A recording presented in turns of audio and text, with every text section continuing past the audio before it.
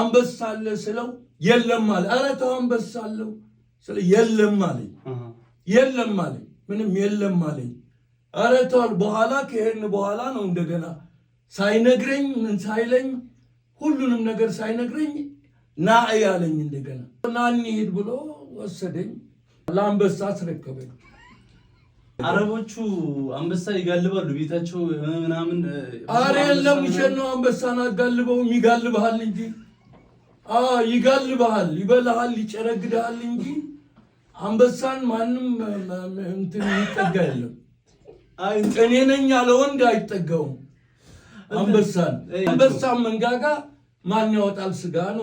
ነብር ምናምን አሁን አረቦቹ አይተኮነ ቤታቸው ነብር። አረ የለም የለም የለም፣ እንደዚህ ውሸት ነው። ይሄ ውሸት ወሬ ነው፣ የውሸት ወሬ ነው ይሄ። ማንም አንበሳ አረቦች ቤት አለ የለም። ነብር አረቦች ቤት አለ የለም።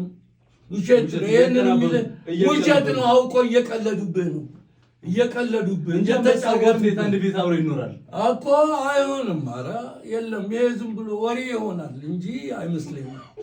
ወሬ ነው፣ ዝም ብሎ ወሬ፣ አፈ ታሪክ ወሬ ነው። እኔም አላምንበትም ጭራሽ።